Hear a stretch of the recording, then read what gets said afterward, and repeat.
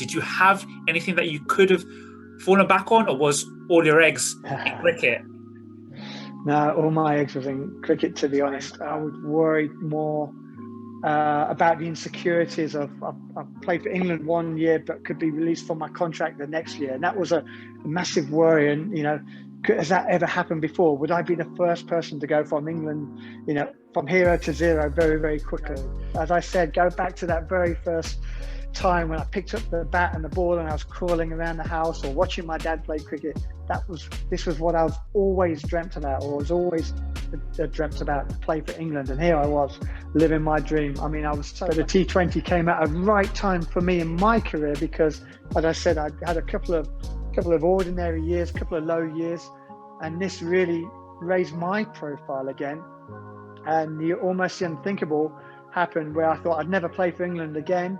Well, in 2007, I was selected to play again and put to rest a few of those doubts that I had about being an international cricketer. So obviously, everyone knows about the on-field decisions that a captain undertakes, but do you get involved in stuff off the field? Absolutely. I mean, you always you always have some kind of involvement in the decisions that are made. In 2010, I got hit in the face. 2009, I did my ACL. I'm pointing to my knee, you can't see on the screen. Did my ACL, I had a year out of the game. And as I said, I was a person who had to hit balls every day to feel I'm going to get better. So I had a year out of the game. My first net session back on a pre-season tour in South Africa, I get hit in the face by Neel Khagram, 90-mile-an-hour bouncer with a brand new cricket ball. I got a decompressed fracture of the cheekbone. I got 10 fractures around my eye, 3 in my nose, 5 new teeth. Okay, I thought I was never going to play cricket again at that point.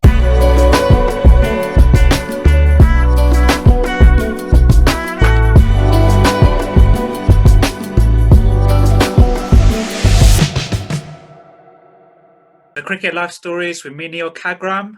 Today we're joined by Darren Maddy.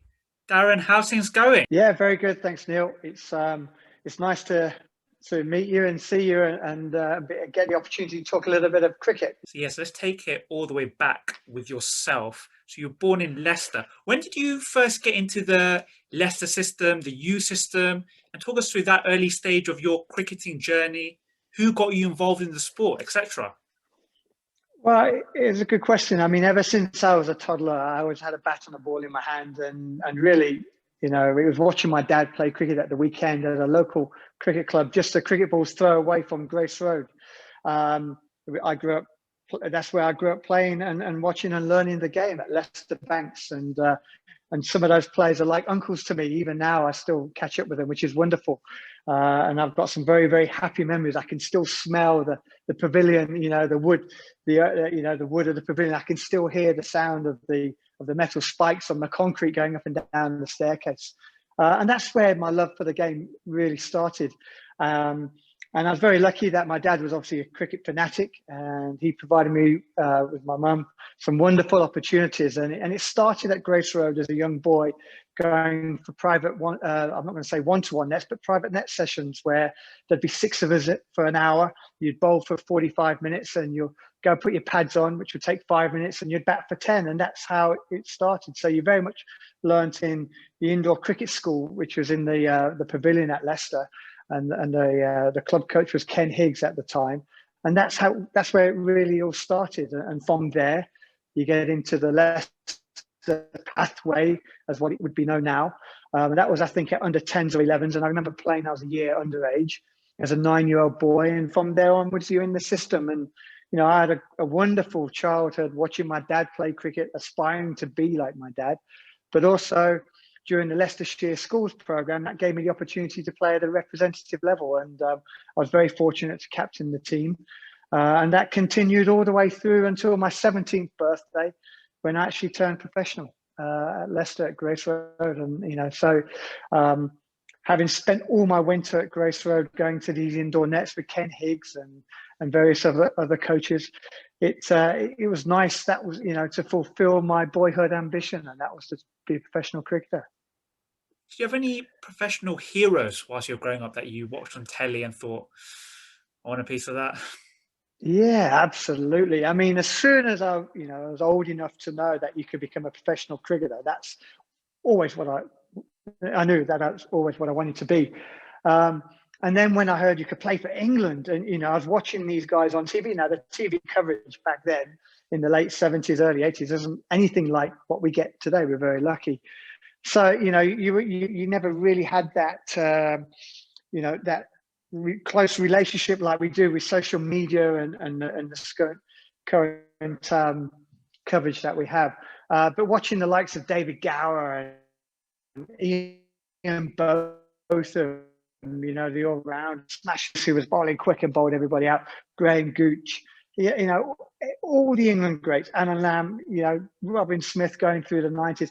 Anybody who played professional cricket and played for England was an idol of mine. And even when I first started my professional career at Leicester as a 17-year-old boy, I still had pictures of them on my wall, and here I was mixing in the same sort of circles, playing against these players, and it was fascinating. I was really very lucky, and as I said, I knew from a very early age that I wanted to be a cricketer, and I was very lucky to be able to fulfill that dream. Did you, as a youngster, obviously you became professional at 17, as you said, did you, in the back of your mind, in the background, have a backup plan? Say at 17, and then say in 2 years' time, hypothetically, it didn't go your way, whether it be form or injury. Did you have anything that you could have fallen back on, or was all your eggs in cricket? No, all my eggs was in cricket, to be honest. I went to a state comprehensive school, didn't play a lot of sport. Unfortunately, I mean, the teachers were great there, but the opportunities for boys and girls at that school to go and better themselves were very rare. I mean, they helped you during that school years, but really, I went to school to pass the time to become a professional cricketer. So I really left, and I couldn't wait to leave. With no qualifications, I got my bare minimum GCSEs. I was probably going to be kicked out of my A-level course halfway through, because it was coming to the end of the first year, and that's when I was lucky enough to start playing professional cricket. So, I mean, other than working for my dad, now my dad had a local hosiery business. He used to make socks, and during the summer holidays or during the winters, even as an early professional, I'd go and work for him out in the back of the warehouse, packing socks, loading them up onto the lorries, doing a bit of lifting, do a lot of the manual labouring sort of stuff. And I suppose I would have naturally gone into that line of work. I mean, I really hadn't got a plan. We used to have careers advice at school. What would you want to be? Well, it kind of involved something that would have to be practical. It wouldn't have been sat behind a desk. It would have had to be sport related. I contemplated working in the police force because I knew the police force played rugby and football and cricket and other sports, and allowed their workers to go and do that. I used to follow the Leicester Tigers at that stage, and Dean Richards, a very famous England, British Lions, and Leicester Tigers rugby player, is a number 8.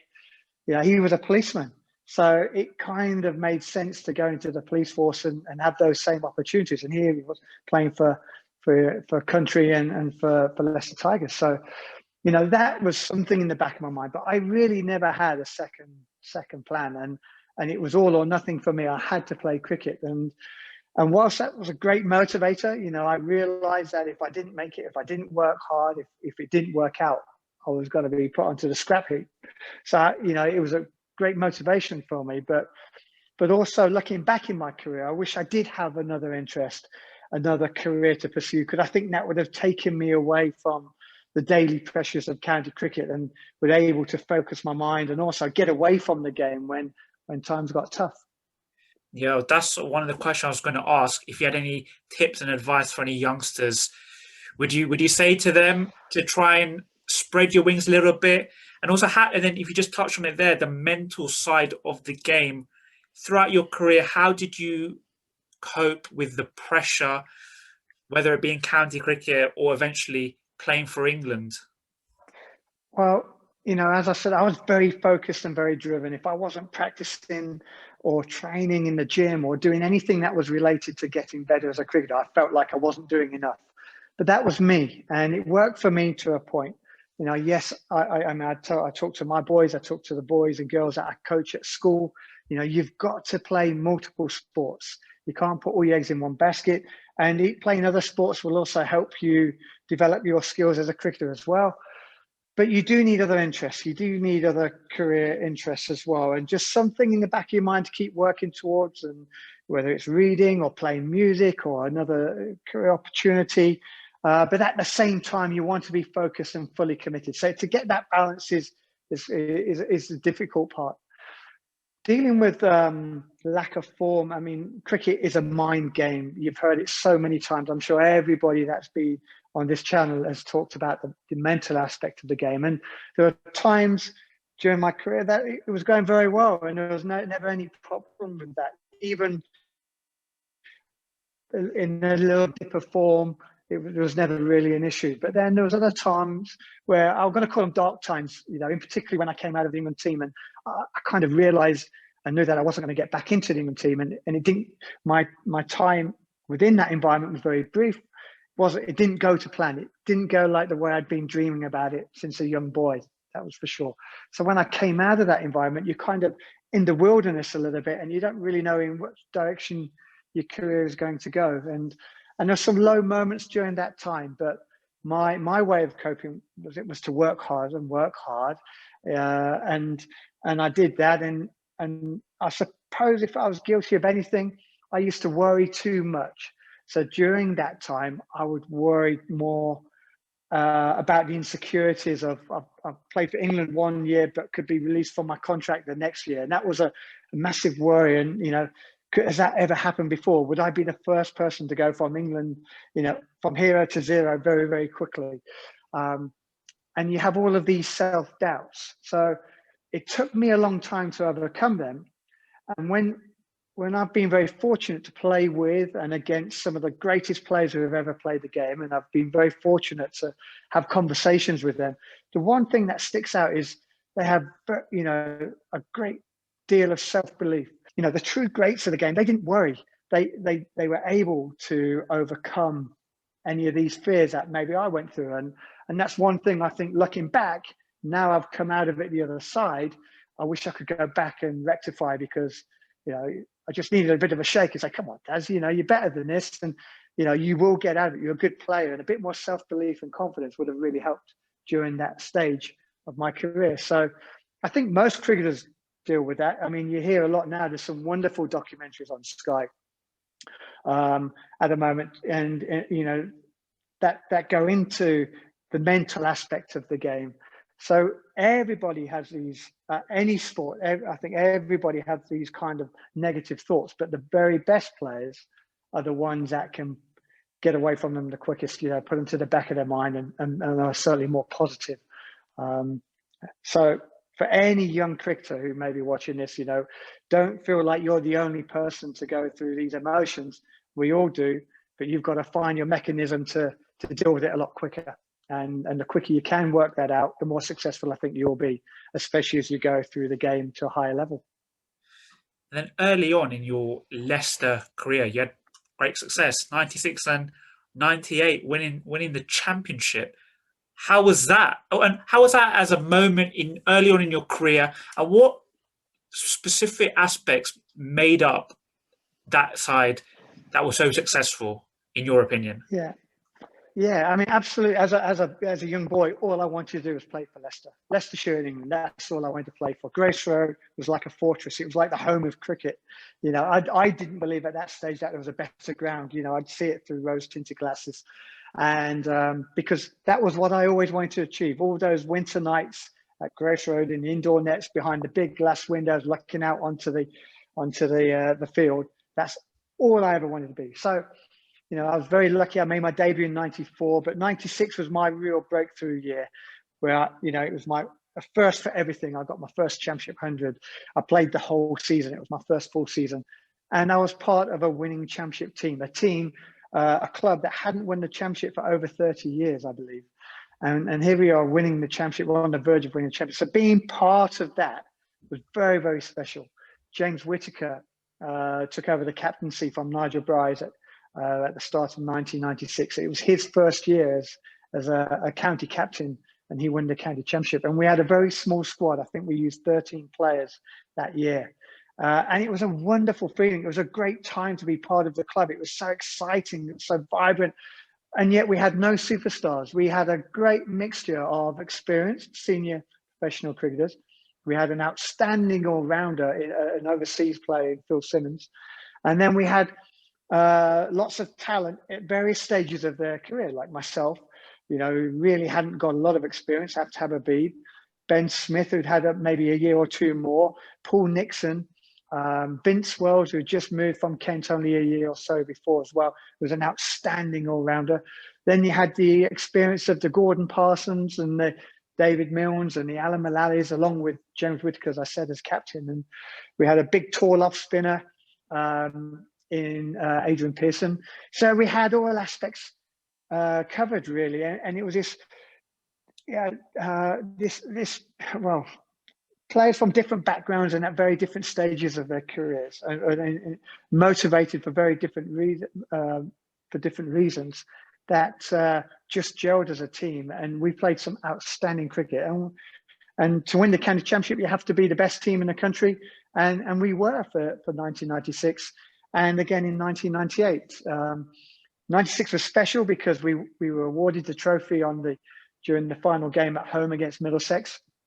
But 98 was equally as special, but it was a little bit different because we won it at the Oval, and it ultimately came to this big final, this big playoff between us and Surrey, who were a very, very good team at the time, and then went on to become an outstanding team over a period of 4 or 5 years, winning the county championship consecutively. So, we were a good team. We could compete with the likes of Surrey's, who are an international team. We were playing some good cricket then as well. So as a Leicester boy, being part of that, as I say, winning a county championship twice in 2 years, being awarded your county cap, scoring your hundreds. And on top of that, then that was where my England sort of career started, with my first England A tour at the end of 1997. And over the period of 2 or 3 years, my involvement with the England setup. So it was a really, really special time for me, and one that I'll always remember. How did you, as a team, cope with the scheduling? And as an individual, did you suffer from burnout ever? When you reflect back, because there's a lot said even now that county players play there's too much cricket being played. How do you reflect back? Yes, when you're competing for a championship, it is tough. You're trying to be upbeat and positive every day. You've got to come to the ground positive. You've got to have lots of energy, and then you go home at the end of the day, you're exhausted. But we probably wasn't as fit as what we are now. Professional cricket, the modern day pro is extremely fit. Well, 2 or 3 of us were fit within the team and do all of the work that they're doing now, but maybe that wasn't the way, that wasn't the culture. It was tough. Bowlers used to bowl in the nets to every batsman for an hour before the game, and then half an hour in the middle, and then they'd bowl 20, 25 overs in the day. That's physically demanding for those fast bowlers, but they would do it every day, and they became bowling fit. We protect our bowlers a little bit more now, which is a good thing because it allows them to bowl for longer periods at a faster pace and have a longer career as well. So, there are improvements compared to back then. But, I'm a cricket badger. I grew up, loved playing cricket. I would play cricket every single day if I could. And if there was 2 games or an opportunity to play 2 games in a day, I would play 2 games of cricket. So for me, there was never enough cricket. And it always frustrated me, or I never could get my head around when I heard people later in my career talking about, when's the weather coming? When's the rain coming? I'm looking forward to a couple of hours off, or maybe half a day or a day's play. I was never like that. And I look at these players and say, we're professional cricketers, you get paid to play. So I was of that opinion and of that ilk, that I wanted to play all the time. But for a fast bowler, it is very demanding, and I'm sure they had different opinions on that. But I was just an opening batsman, and I just wanted to bat and play cricket. So it never really bothered me, and I never really struggled from burnout. But mentally, when times were a little bit difficult, it was harder to get through those periods, and it did kind of drag on As I said earlier, the very best players, they don't worry and don't overthink things, but I was very guilty of that, I think, as a player. And then, see, 98, you made your ODI debut, 99 Test debut for England. Did you see your strongest suit in the shortest form or the longer form of the game? And then what conversations were you having with the national selectors prior to your selection? Was there any? Were they telling you had to get X amount of runs, or they were telling you we are watching what you're doing, what you're producing in county cricket? Or did did the call just come out the blue? I think it was a natural progression at the time, if I'm honest. From 96, playing that full season, winning the championship, so that automatically promotes you and lifts your profile as a player. I was a young opening batsman, and like say 1997, I went on the England A tour, and I came back as a leading batsman.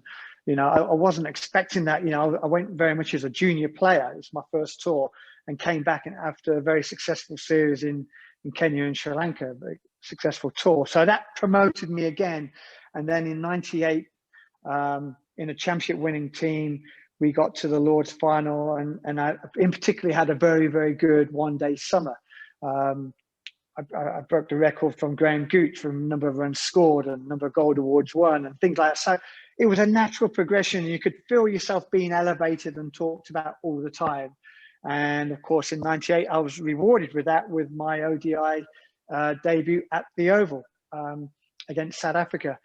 The only problem, looking back, I was an opening batsman up until that stage, a manufactured opening batsman. I never opened the batting as a schoolboy. I was always a number 3, playing second 11 cricket. It was something I decided that if I wanted to be a better first-class cricketer against second-team attacks, I had to face the new ball.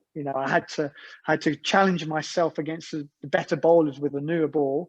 And if I can do that, then batting at 4, 5, 6 in the first 11 would be of a similar equivalent, and it would be easier. But as it happened, I really took to opening, and I had a lot of success, and so it continued at first 11 cricket. So my point being is that when I went into the England team, obviously you've got the best cricketers in the whole of England to pick from. I didn't play as an opening batsman. I played as a middle order batter, and at that stage, I don't think I really, apart from in the first year at Leicester when I made my one-day debut for Leicester back in '93, I batted in the middle order. But other than that, I was opening in the batting. So here I was playing international cricket, which is a massive jump from county cricket, as you can imagine. The pressures and everything, playing in front of huge crowds, televised games, and games weren't televised like they are now either. The domestic games, the T20 games that we see every day on TV during the summer, we never had that. So being on TV was a rare occurrence back in the 90s, and the only way you got on TV was by playing for England. So you have all of these exterior factors and pressures, and then of course I'm batting in the middle order, which was an unfamiliar position. One, at that stage you would think I'd be able to deal with, but being an opening batsman, getting out there straight away takes the nerves and the worry element out of the way, because once you cross the line and you're at the wicket, all that disappears. But when you're sitting and waiting, and I was never a very good waiter, waiting to bat, sitting in the changing rooms, watching the cricket, not knowing when I'm going in, I found that really hard. My emotions would go up and down with nerves. As soon as I got out there, I was absolutely fine. Of course I was, but just the waiting and that anticipation. So the big occasion, it just became too overawing for me, and I didn't do very well. I mean, I didn't take my chances, and I didn't get very many. That I think I only got one, and knocked across a straight ball, off spinner right across it, and got out LBW on my ODI debut. So a year later, I'm back at the Oval making my Test debut, this time against New Zealand. Yeah. And again, so you can see it was just like a natural progression. As my career had gone, it was a natural progression. Communication with selectors as well, there wasn't any. I didn't read it on teletext like a lot of people had done previously in years leading up to that. But I think I might have got a phone call to tell me that I was opening the batting at the Oval in the 5th Test against New Zealand. And what was great was my close friend of mine, Aftab Habib, had made his debut early in the summer. I think he played 2 Test matches And here I was making my debut at the end of the summer, which was a great moment. You know, as I said, go back to that very first time when I picked up the bat and the ball and I was crawling around the house or watching my dad play cricket. This was what I've always dreamt about, or was always dreamt about, to play for England. And here I was living my dream. I mean, I was so lucky to be able to do that. And again, I opened the batting this time, so the nerve element wasn't an issue. But again, it's a big occasion. You're playing against the best, you know, the best in the world from another country. I mean, that's the challenge of Test cricket. And I got off to a nice start. I was going through the teams. My feet were moving. I was feeling relatively comfortable. But I made an error in a misjudgment. I got bowled by Danny Vittori, another spinner, just bowled me an arm ball or a slider, and it just clipped the top of off stump. And, you know, you need a bit of luck in Test cricket when you're starting your way. You know, everybody understands that you're nervous. You want to make a good impression. You want to prove to yourself, to your teammates, to the commentators, to the world, that you're good enough and worthy of your place in the team. But sadly, I didn't get off to that start, and I didn't show enough quality to be able to, you know, to get off to a great start in my Test career. So it was over almost before it began. You know, a couple of Test matches later, a tour to South Africa, and it was all over. Going back to whether I saw myself as a Test, you know, a 4-day player or a 1-day player, well, you know, the ultimate challenge was to be the best 4-day cricketer or Test cricketer that I could be. You know, I make no bones. I wanted to be a great. I wanted to be an England great, and I wasn't. And I wanted to be a great first-class cricketer, and I was good, but I never became a great. And I think the reason for that is because I put too much value on it. I really desperately wanted to be the best in 4-day cricket, and I tried so hard technically, practiced all the time. And of course, the more you do that, it can inhibit you a little bit. You know, it puts pressure on you mentally and technically. But with 1-day cricket, I didn't value it as highly as I did 4-day cricket. It was fun. It was enjoyable. I didn't worry about my technique so much. You know, it was very much see ball, hit ball, and that was particularly relevant at the end of my career when T20 started. But so I put too much emphasis on 4-day cricket. I wanted to be the best 4-day player or Test cricketer, and that tensed me up. You know, I tried too hard, and I was too stiff and too robotic. But 1-day cricket, which is where I probably had the most success, you know, with 50-over cricket or 40-over cricket, and even 20-over cricket, it was because I was a lot more relaxed and carefree. I didn't worry about it. If I didn't score any runs out, they didn't bother me. Where in a 4-day game, it would you know, affect me mentally. I'd be worried about wanting to do better next time. And 1-day cricket, I was just free, and that was a big difference for me, I think, because I always practiced with that intensity to try and be perfect, and perfection doesn't exist really, or it certainly didn't with me. And my technique was far from perfect, I have to say, but it was something I was striving for all the time. And I think just that over competitiveness in my mind and value of what I was trying to achieve kind of held me back a little bit. So again, if I could go back to my younger self, you know, is not to worry, not to try so hard, and just believe in yourself. And because obviously I had the ability and I had the skill level, but mentally I had to, you know, I was probably not mentally strong enough or resilient enough to deal with the pressures of 4-day cricket and Test cricket. And I think that's possibly why 1-day cricket for me was successful. When you reflect back and you look at the training you were doing, obviously you said you trained really hard, but was there any specific drilling you were doing? Like say in the nets, were you just hitting balls, just like facing hours on the bowling machine? Did you look to tinker your technique a lot? What was involved in your training back then? Well, I mean, as an opening batsman, you're always, you know, you're facing the swinging ball, the moving ball, the quicker bowlers. So again, you're challenging yourself on the bowling machine, you know, in those type of areas. But I'll tell you a story back in, I think I made my debut in '94 against South Africa, a tour in South Africa. And at the end of that year, I played 3 more championship games. And in the final game of the year, we played against Sussex. They had Franklin Stevenson, big West Indian, all arms. The ball always seemed to come into from the outside off stump. back of a length bowling, and it was going over my left shoulder in my stance. So I went away. I was away in South Africa that year. And I went away and I buddied up with a mate of mine out there. And all I practiced was a short ball. I practiced the bouncer. So learning to take it on, learning to duck and sway and get underneath it. Because when Franklin Stevenson was bowling, length balls, it was going over my shoulder. It was popping up over a square leg and going over a short leg and everything like that. So I thought, that's an area I've got to get better at. So I spent the whole winter practicing the short ball, as you can imagine, 6 months. Come back to the UK. I played the first half of the season. First half of the season, obviously a little bit green, wickets, bowlers tend to pitch the ball up, get it swinging and seaming. And I was out LBW something like 8 times out of the 12 innings. So, you know, you've got to be very careful what you practice on and how you put it into your game. So from there onwards, I practiced every aspect of my game. And one of the areas I really had to improve on was the way I played spin, because as an opening batsman, coming from schoolboy cricket into professional cricket, schoolboy batters generally aren't very good players of spin. I was exactly that. I wasn't a very good player at all. And being an opening batter, it was great when I was on 30 or 40 when the spinners came on. But if I had to start against spinners, which we've seen recently in this last series in Sri Lanka, it's a lot harder for opening batters. Their game's just not made for that, because you're constantly trying practicing against the faster bowlers.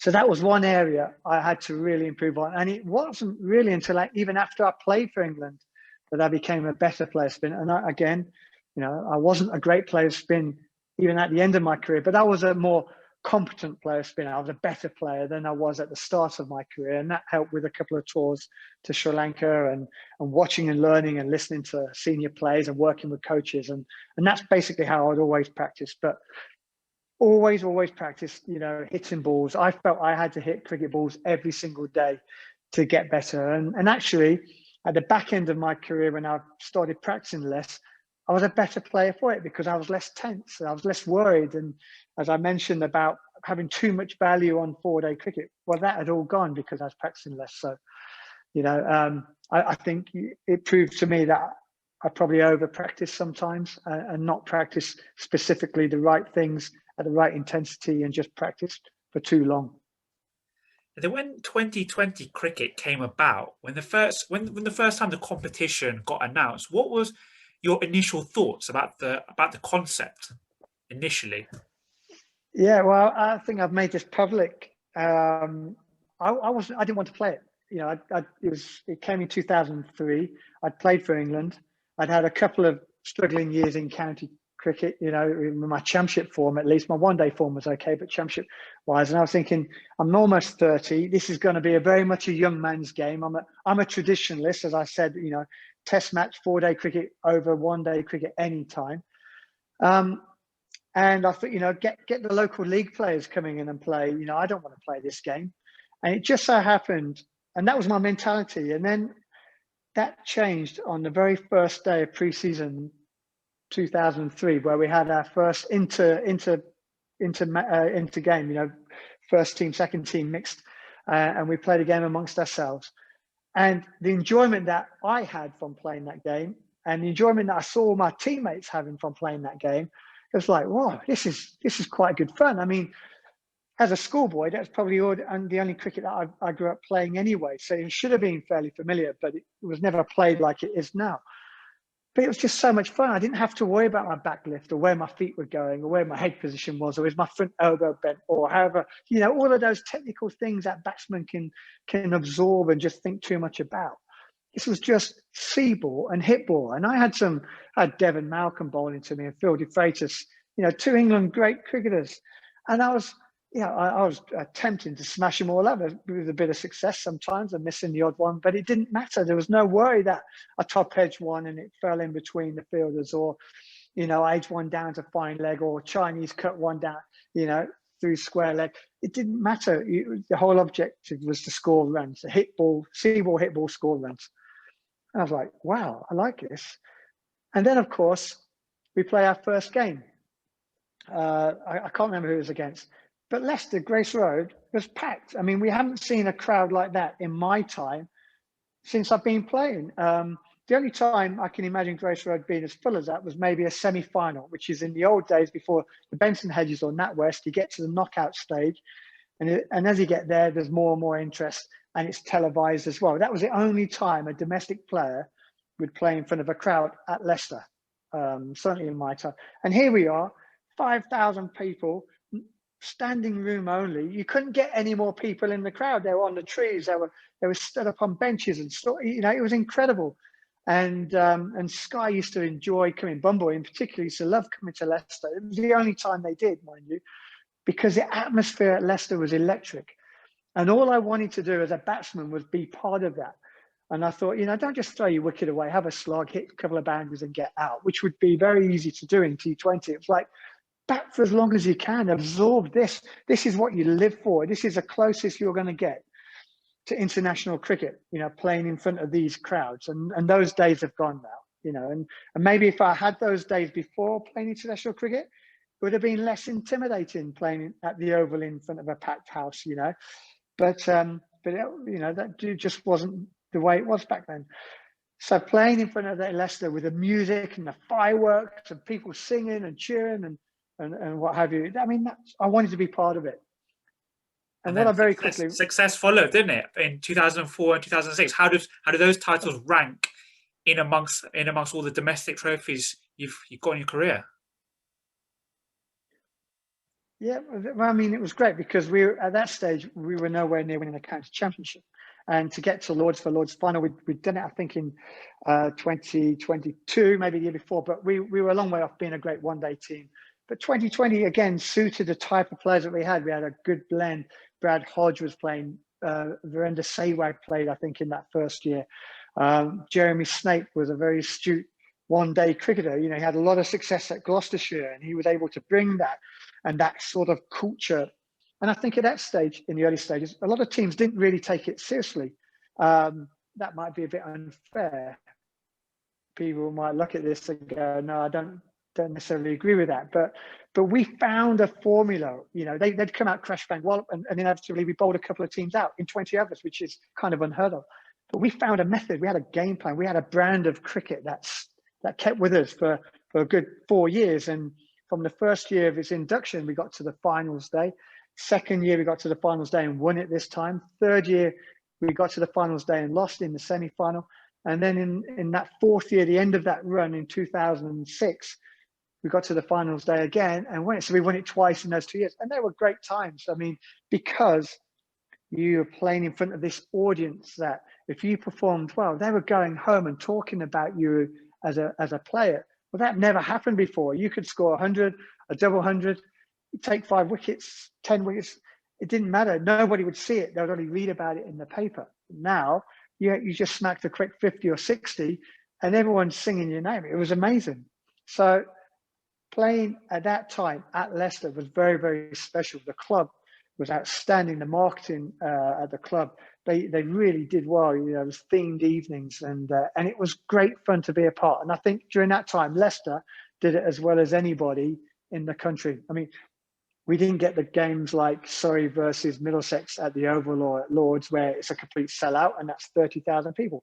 I get that. But for Leicester, that was as big as we could have got. We couldn't have got any more people into that ground, and it was great fun. And there were special times. But if you were to ask me, what do I think more highly of, my championship medals or my T20 medals? Well, it's my championship medal every day of the week. You know, that's special for me. But the T20 came at a right time for me in my career because, as I said, I had a couple of ordinary years, a couple of low years, and this really raised my profile again. And the almost unthinkable happened where I thought I'd never play for England again. Well, in 2007, I was selected to play again and put to rest a few of those doubts that I had about being an international cricketer. I went on to the World Cup in South Africa and came back and having done okay. And it proved to me that, you know, maybe at the time when I got selected the first time, I wasn't mentally strong enough as a player. I wasn't ready. You know, I wasn't there as a cricketer, but as I got older with the benefit of experience and hindsight, I was much better suited for it and possibly would have been more ready for it. Yeah, did you feel a bit more accustomed to that elite environment when you got picked? And what did it actually come, even though you had great form in domestic 2020 cricket, did it still come as a shock to you? Or did in the back of your mind, did you think this was a realistic chance that it could actually happen for you? Uh, a little bit of both, if I'm honest, because I think England started playing T20 cricket 2 or 3 years before, and I wasn't involved. You know, they played against Australia in 2006 or 2005. You know, during the Great Ashes year, that was the first T20 that was played, and you know they played a couple of years, but it wasn't enough really, and they kept very much the same team. But then when the World Cup came along, it was, we're not going to take our one-day team. We're going to take a specialised, you know, T20 team. And as soon as that was kind of mentioned and talked about, I felt like, yeah, I've got a chance here. I've got a chance. And it just so happened that 2007 was my first year at Warwickshire, and I was captain of Warwickshire. And I rediscovered all of my form, all of my mojo. It finally came back in 4-day cricket, in 1-day cricket, and the two came together. And I had my best season personally. And I had a decent 2020 series, but I had been having good 2020 summers anyway up until that point. So, you know, it was easy to, I think, an easy progression to be selected for that World Cup. And it was great fun. You know, it was great. It was a shame it couldn't last for longer. It was only 2 weeks. We got knocked out. We were poor against some very good teams, and we were I think I was on the plane home when the final was being played at. Where was the final being played? It must have been Johannesburg. We were on the plane on the way home. I was going back to the UK, and England team are flying to the subcontinent to play their next series. And I literally kind of stepped on this train, had two-week journey on it, and then stepped off at the next station whilst it continued. And that was the end of my England career. But at least I felt happier with myself. And whilst I didn't redeem myself because, you know, as I said, I value Test cricket. I wanted to be as good as Test cricket as I possibly could.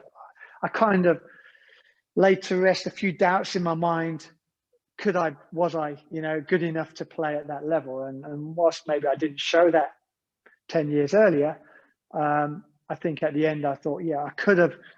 I reckon I could have done okay, or certainly a lot better, if I was in this mindset at this stage of my career than when I was earlier. So.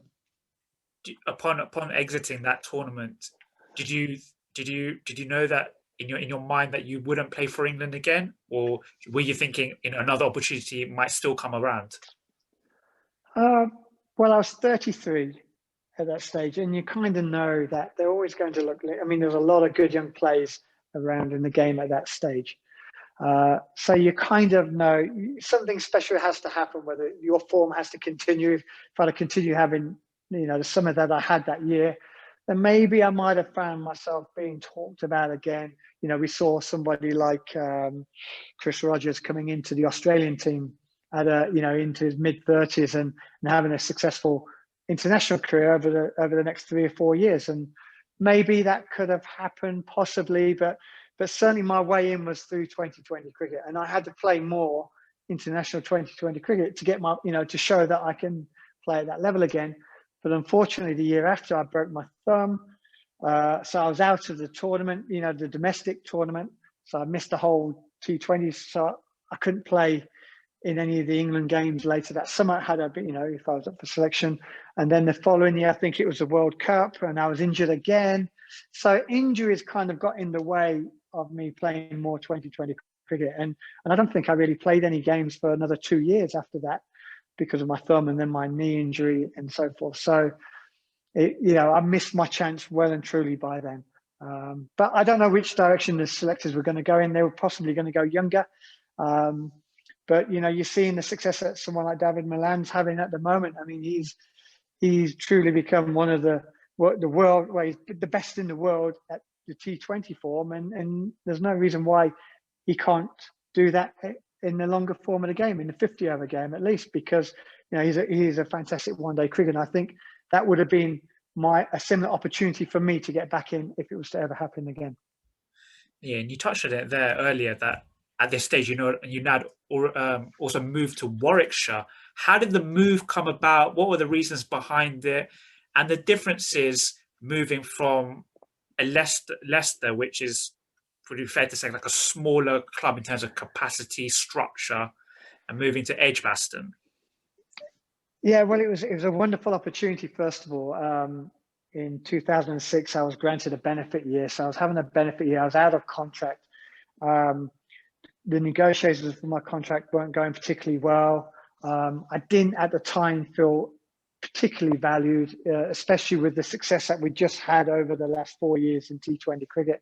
You know, I was starting to play better championship cricket as well, and I was performing well sporadically through various seasons. So I thought my value was a lot higher than what they were willing to commit to.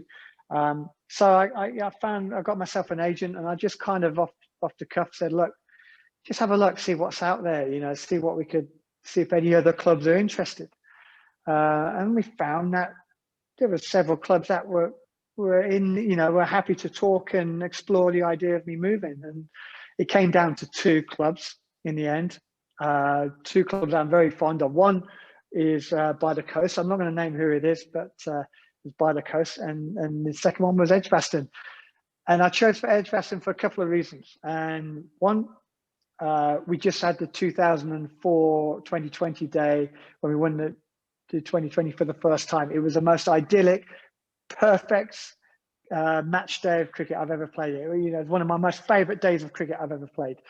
So that had a big factor in it. Obviously, Warwickshire, big test playing county, and I wanted the opportunity to experience that. But then thirdly, we just had, you know, my son was only 2 years old. We were thinking of having another child. So we didn't want to be too far away from our parents. You know, both sets of parents live in Leicestershire and still do, and it was easy for a family network from that way as well. So it felt like I was still close to home, even though I'd moved up the M6, or, you know, actually down the M6 to Birmingham. And it was the best decision I think I ever made. Having the opportunity to play for a big club, first of all, with a great tradition, was fantastic. But on the eve of the first day of the season, I got a phone call from Mark Greatbatch, who said, Heath Streak has stepped down as club captain. We would like you to take over. So I immediately accepted. I mean, how can you not take up an opportunity like this to captain a club such as Warwickshire? I was absolutely delighted. And especially when all I ever wanted to do was captain Leicestershire, and I was overlooked. And I was vice captain, and I captained on the odd occasion, but I was overlooked, and quite rightly so. I maybe wasn't ready, but here I was at Warwickshire given that opportunity, and it was a great opportunity. So I kind of look back and think, I wish I'd moved earlier. You know, maybe especially when I came out of the England team to go to a bigger club, more high-profile club with a different structure. And at the time, I related it to Leicester City, who are doing very, very well in the Premier League at the moment. I mean, they're doing brilliantly. But at that time, I think they were in Division 1. So they were a small club. They were a struggling club. You know, they'd been relegated. In fact, they'd been gone from the Championship into Division 1. And that's where they were playing their football. And it was like moving from a Division 1 club through the Championship up to the Premier League and playing for Manchester United. That was kind of the difference. The professionalism and the organisation of the club was on a completely different level. So to be part of that was amazing, and it certainly brought the best out of me, and I had a great time, and it became my adopted home. I still live in Warwickshire. You know, my boys both play for they're on the county age group pathway at Warwickshire as well, and it turned out to be a very great, very good move, and very successful move for me. But Leicester was a kind of more of a family-run club, family atmosphere where, you know, everybody would go out of their way to help one another, you know, and it was very much that way orientated. And, you know, playing for Leicester was a completely different feel, like playing with your brothers, you know, and uncles and people. Everyone looked after each other. It was a very, very different feeling, and a very special feeling. But going to Warwickshire, you know, it was like a step up from that, and I really enjoyed my time there. You said you always wanted to captain, but when you got the reins, did you enjoy it? Yes and no. I mean, it's strange because that 2007 season, I personally had my best season, you know, in my career. And yet we got relegated at the end of the year in not only the championship, but also in the one-day competition. And we were so close to winning the league. At the halfway stage, we were top of the table or a few points off. And everything looked like we were going to win the league.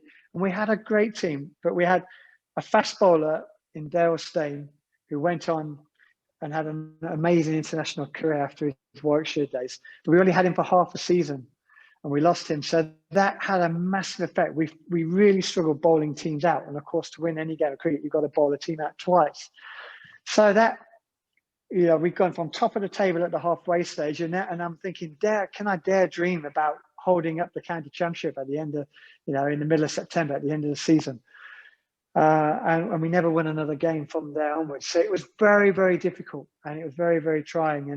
And then, of course, mixed emotions, because then I'm announced that I'm going to the World Cup at the end of that season. So I missed the last couple of games of the summer, which is when the club, you know, we as a team, we got relegated, and I'm club captain. And, you know, even though I was in South Africa and we're being relegated, it really hit me hard. I took it quite personally.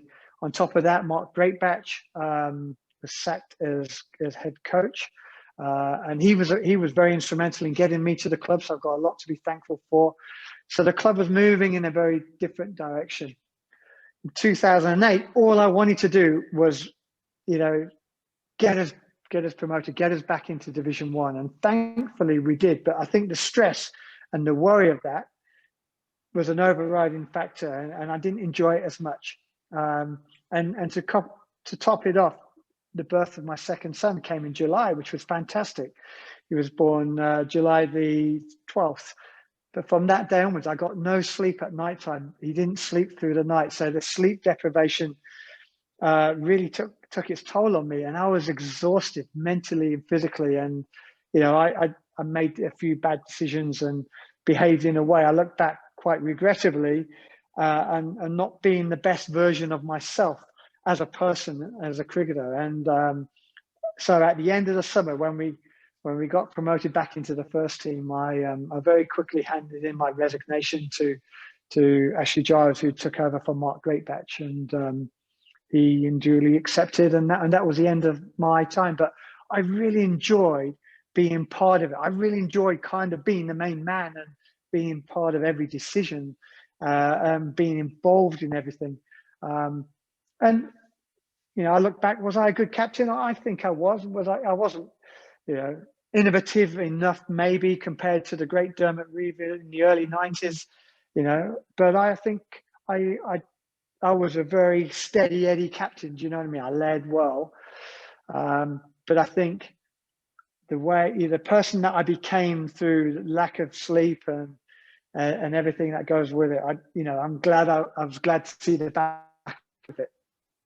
And I maybe haven't articulated this in the way that I would normally want to either, but it does have it does have a massive effect. And by the end of that summer, I was quite relieved to let it go. But I really did miss being involved as senior management, you know, of that team. That's another thing I was going to ask about captaincy. Obviously, everyone knows about the on-field decisions that a captain undertakes, but do you get involved in stuff off the field with directors and all those kind of stuff, board level? Do you have any involvement in that? Because not many people talk about it, but is that something that you get involved in? Yeah, absolutely. I mean, you always have some kind of involvement in the decisions that are made. You know, you've always got a chance to voice your opinion, and whether it's to stand up for the team and or anything like that, but also with signings that you're going to make. And at that stage, Ashley Giles came in from being a player in the previous year, came in as director of cricket in 2008, and he very much wanted, and quite rightly so, to change what had happened over the previous years, where we'd gone from being, Warwickshire, a big club, into relegation and being in Division 2. He wanted to change that, and of course he wanted to stamp his authority. So my role as captain changed from the first year, where I had a lot more influence on what was being done on and off the field, to really all I was doing was captaining on the pitch, because Ashley, at the start of his coaching career, wanted to take all that on himself. So my role as captain really did change, but you're still very much in part of that. There's a cricket committee that you have to report to, and so I mean, you're always constantly being involved in meetings and discussions about where the future of the club is going and which direction we're looking at. And then of course you've got team selection as well. But there is a lot of stuff that you have to do away from the game, which is overlooked. But this is the same. I was talking to somebody about what it takes to be a professional cricketer. Somebody said, oh, well, all you do is, you go out when the bell rings at 11 o'clock, you come off 2 hours later for some lunch, you go back out for another 2 hours, you come off for 20 minutes, and then you go home at the end of the day. And I was like, well, that's what the public see. That's what they perceive a professional cricketer is all about. But actually, I've been at the ground since 7:45, and, we've been warming up, we've been practicing, we don't go home until after we reviewed the day's play, which might be an hour after the game, an hour and a half after the day's play is finally finished. So that's 8 o'clock at night. So, and then the days off, well, they're not really days off because you're practicing or you're traveling or whatever reason. I'm not complaining by any means, but there's a lot more to it than just turning up for 11 o'clock, walking out and walking home at the end of the day when the bells have been taken off, is what I'm trying to say. And that's the same with captaincy. There's so much more. There's, you're working closely with your team. You're trying to get the best out of your team. You're trying to motivate them. And then you've got to make some very important decisions in the boardroom later and in the same day or the week about people's futures and careers. I mean, it plays a big part of you. Takes a lot out of you mentally, because your emotions are up and down. You're trying to get the best out of this one player, but you might know that he's going to be released at the end of the year. So it's very difficult to try and bridge the two together. But I really enjoyed it, I have to say. Where does the Championship 2012 winning side medal rank amongst the achievements in your career as well? So obviously, it came at the back end of your career as well. Yeah. How do you reflect? Yeah, really special. I mean, any medal, and as I said, my championship medals I have more value to them than my one-day medals. And it was a special time to be at the club. If I just rewind 2 years, in 2010, I got hit in the face. 2009, I did my ACL. I'm pointing to my knee. You can't see on the screen. Did my ACL. I had a year out of the game. And as I said, I was a person who had to hit balls every day to feel I'm going to get better. So I had a year out of the game. My first net session back on a pre-season tour in South Africa, I get hit in the face by Neel Khagram, 90-mile-an-hour bouncer with a brand new cricket ball. I got a decompressed fracture of the cheekbone. I got 10 fractures around my eye, 3 in my nose, 5 new teeth. Okay, I thought I was never going to play cricket again at that point. I didn't know if I was going to see out of my right eye anymore. And thankfully, I had some pieces of luck. Our physio was a South African from Bloemfontein, which is where we were. And he got me in to see this maxillofacial specialist who looked at my face, looked at the x-rays and said he'll get me back playing in 2 weeks. Well, at that stage, I thought my career was over. I knew the history of being hit in the face. It didn't go down very well. People didn't play after sustaining such horrific injuries. And mine was really, typically had to be the worst injury ever seen. It was awful. My face was hanging off me like this. My cheek was hanging down. One side of my face was semi-normal, but the other, it was unrecognizable.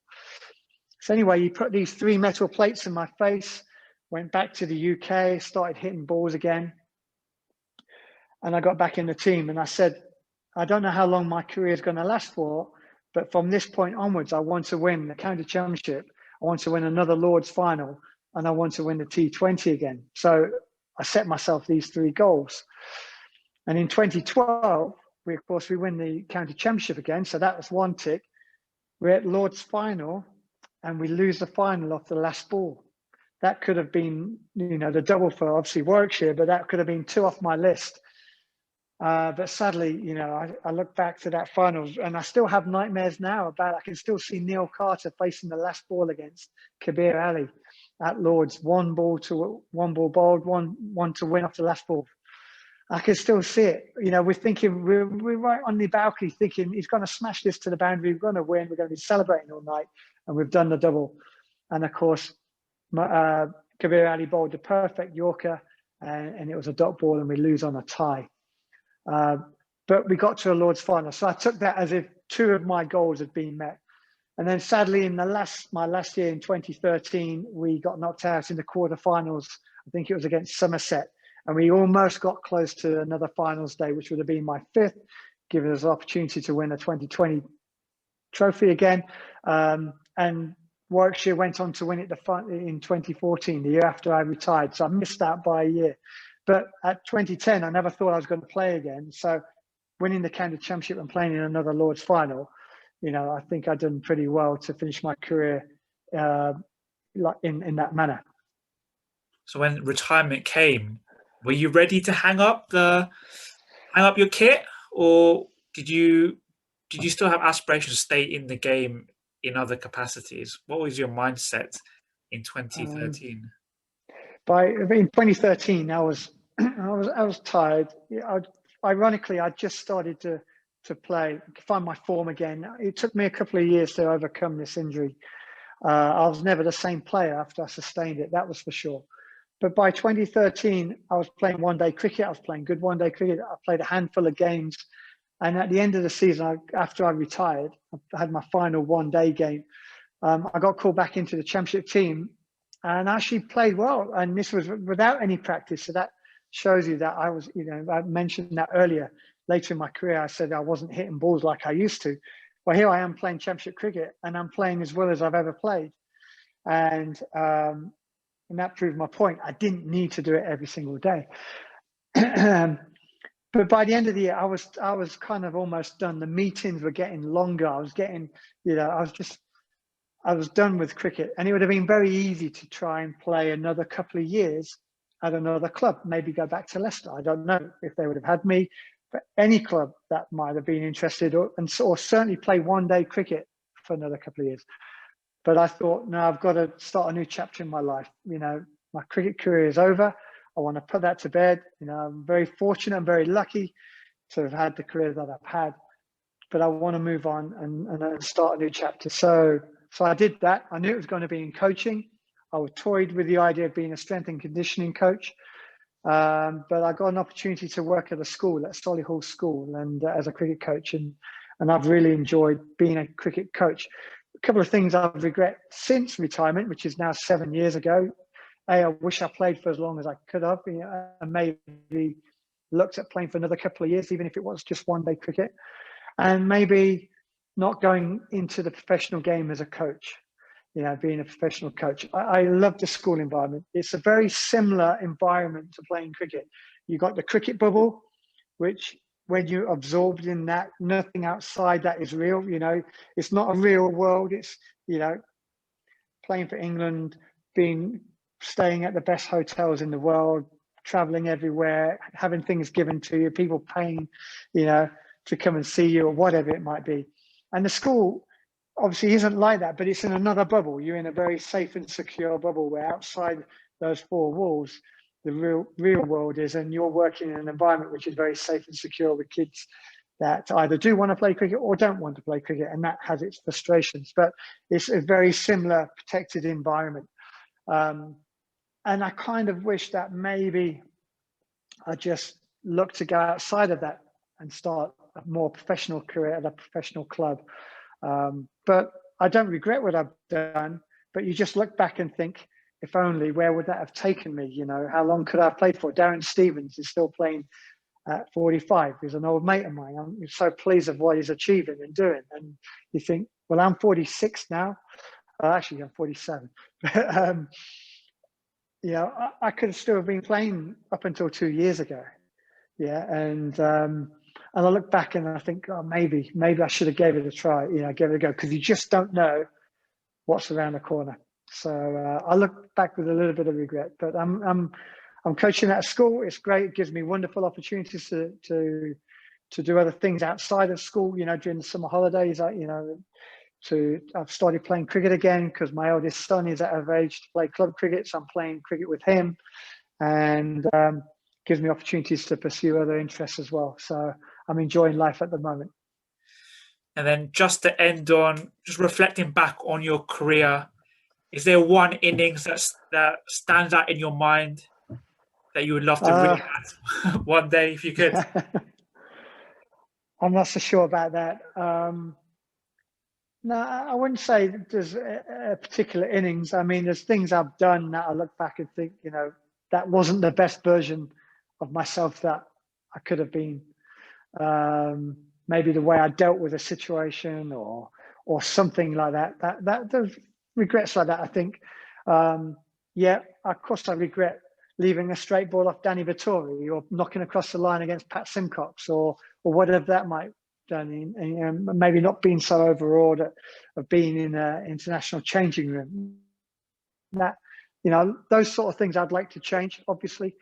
But I reflect back and think, you know, 23 years as a professional cricketer, I lived the dream. You know, I lived the boyhood dream. I set out, and even though, you know, I won't be regarded as a great England player, you know, and some people won't even remember me as an England player, but I still obtained the goal that I set myself as a young boy. That was my dream. That's what I was going to do. So for doing that, I'm very, very satisfied. You know, for winning the county championship, being part of winning teams, helping to contribute in a positive way to help win matches. They're the highlights of my career. You know, that's what I played cricket for, to help the team win matches, whether it's a one-day game or a four-day game. That's ultimately what I set out to do. And if I could contribute in any way, no matter how big or small, that's ultimately what I wanted to be a part of. Perfect. Darren, thank you very much for your time today. Fantastic insight into your career, and all the best for the months and years ahead. So thank you. No, thank you. And thank you for everyone for watching. So Neel Khagram, Cricket Life Stories, Darren Maddy, thank you.